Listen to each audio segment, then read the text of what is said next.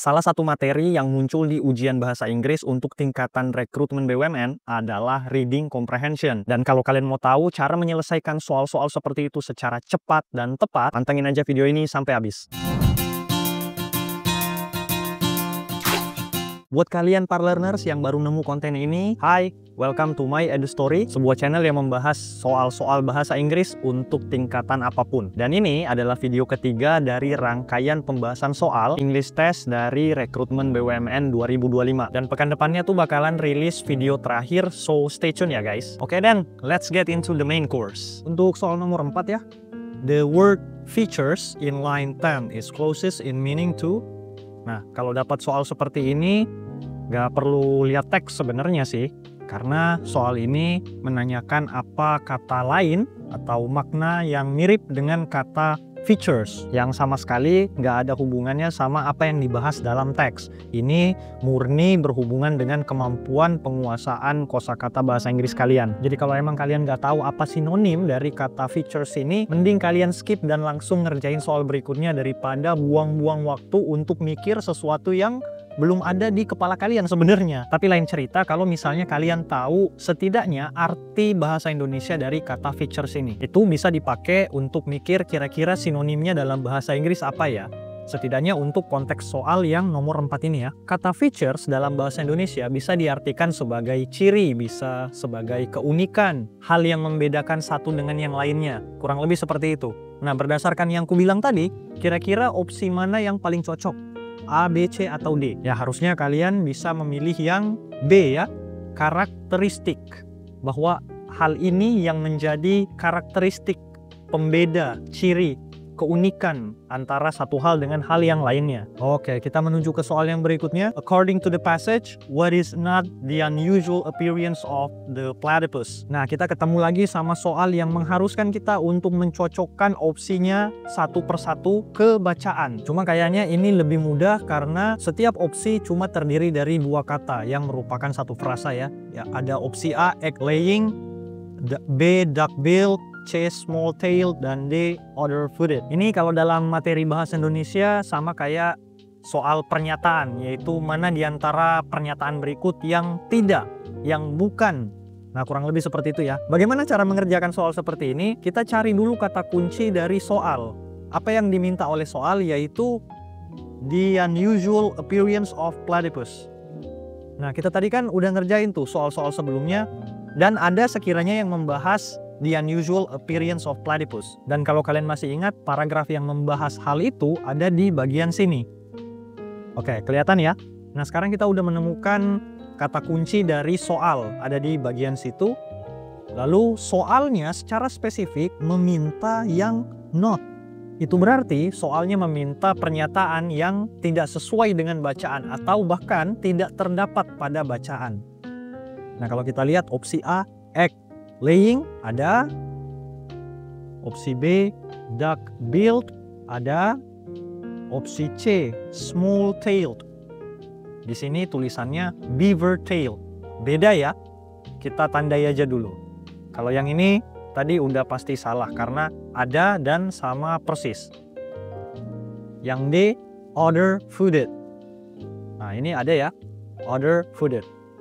Berarti kita bisa coret juga. Sehingga jawaban yang paling tepat untuk soal nomor 5 adalah yang C, small tail. Karena di opsi C dikatakan small tail, sedangkan di bacaan tertulisnya beaver tail. Berarti ada ketidaksesuaian, ada ketidakcocokan antara opsi dengan bacaan. Halo parlearners, sekedar menyampaikan aja kalau kalian mau belajar bahasa Inggris dengan lebih intens dan personal, dengan materi yang lebih terstruktur dan sistematis, mungkin ada baiknya kalian scan QR code ini dan lihat beberapa program yang saya tawarkan. Dicek aja dulu ya, siapa tahu kalian berminat. Cheers! Kita ke soal nomor 6. The passage states that. Ini masih sama juga seperti soal sebelumnya ya. Kita perlu mencocokkan antara opsi A, B, C, D ke bacaan. Lalu lihat mana yang sesuai, mana yang terdapat pada bacaan, itu yang akan dijadikan jawaban. Bedanya kalau yang soal sebelumnya tadi, opsinya tuh pendek-pendek doang, jadi kita bisa ngelihat dengan cepat. Sedangkan kalau yang di sini opsinya panjang-panjang. Pun juga di soal sebelumnya itu kan semua opsinya ada di satu bagian yang sama ya. Kayaknya ini berada di bagian yang beda-beda deh. Tapi ya coba kita kerjain dulu. The female platypus can produce venom. Opsi A. Apakah kita menemukan opsi ini di bacaan? Kata-kata yang mirip, kalimat yang mirip seperti ini di bacaan? Enggak ya? Oke. Nah, kalau kalian masih ingat di soal sebelumnya tadi kita sempat membahas bagian bahwa platypus itu punya venom yang bisa menyebabkan cedera serius, cedera berat mungkin. Ada di bagian ini. Dan kalau kita lihat opsi A, B, C, D ini semua membahas tentang produce venom. Kalian bisa lihat di sini produce venom, ini juga, ini juga, ini juga. Sebenarnya ini poisonous. Well, poison dan venom itu adalah dua hal yang berbeda. Poison itu artinya dirinya beracun, sedangkan kalau venom itu adalah racun yang dikeluarkan dari dirinya. Jadi platypus itu mengeluarkan racun, bukan platypusnya yang beracun. Got it? Sehingga kita bisa langsung menyalahkan inilah. Nah, sekarang kalau kalian lihat di bagian bacaan, tertulis di bagian sini ya, the male platypus. Nah, ini kata kuncinya. The male platypus delivers venom. Berarti male platypus can produce venom. Jawaban yang paling tepat adalah yang bravo. Di bacaan hanya disebutkan the male platypus. Yang male saja, yang jantan saja. Kita ke soal nomor 7. Dan kelihatannya ini sama seperti soal nomor 4 yang sebelumnya udah kita bahas. Yaitu kita disuruh mencari sinonim dari kata immediate. Kalau secara literal tertulis the word immediate in line 17 is closest in meaning to. Kata immediate pada baris 17 memiliki makna yang bersinggungan dengan, ya kurang lebih seperti itu kalau dalam bahasa Indonesianya. Intinya kalian diharuskan untuk mencari kata dengan makna yang sama dengan immediate atau yang mirip-mirip seperti itu. Nah, sekali lagi kalau dapat soal seperti ini dan kalian benar-benar nggak tahu, langsung skip aja, pindah ke soal berikutnya daripada buang-buang waktu. Kalau kalian nggak tahu sinonimnya apa, apalagi kalian nggak tahu artinya, langsung skip aja lah. I think that's the best advice that I could give you. Well, immediate artinya segera. Dan kalau kita lihat A, B, C, D ini bisa dibilang semuanya memang mirip. Maknanya sama immediate. Ada langsung, kemudian sudden itu tiba-tiba, fast dan quick itu cepat. Ya, mirip-mirip lah.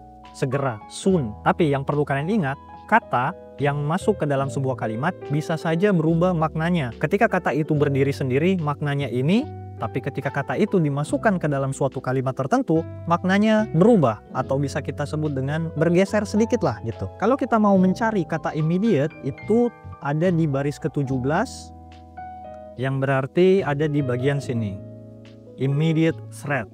Nah, kira-kira kata immediate ini cocoknya diganti dengan kata apa? Kurang lebih seperti itulah soalnya. Ya, let's make it quick. The answer for question number 7 is A. Direct. Dalam artian kalian bisa lihat di bagian sini ada kata effects of pollution not under any immediate threat. Artinya tidak memiliki ancaman secara langsung. Bahwa si platypus ini vulnerable, di situ tertulis ya, cukup rentan terhadap efek polusi tapi nggak secara langsung. It's not immediate threat. Dalam artian kalau si platypusnya itu kena polusi secara terus-menerus dalam jangka waktu yang lama, itu nanti akan bertambah berakumulasi. Nah, itu yang akan menjadi ancaman bagi si platypusnya. Tapi kalau baru 1 kali, 2 kali itu nggak langsung kenapa-kenapa platypusnya. Kurang lebih kayak gitulah. Nah, lihat ya. Kata immediate atau biasa diartikan sebagai segera, ya mirip-mirip sama soon, yang segera itu S-O-O-N.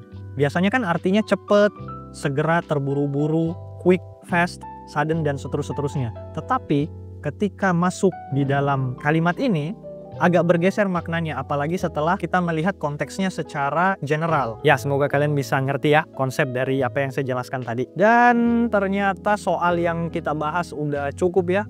Udah habis soalnya. So, kalau ada yang mau kalian tanyakan berkenaan dengan hal-hal yang udah kita bahas di video kali ini, langsung drop aja di kolom komentar atau kalian bisa DM ke Instagram @my.edu.story untuk ngobrolin tentang hal-hal yang udah kita bahas di video ini ataupun mungkin di video-video lainnya.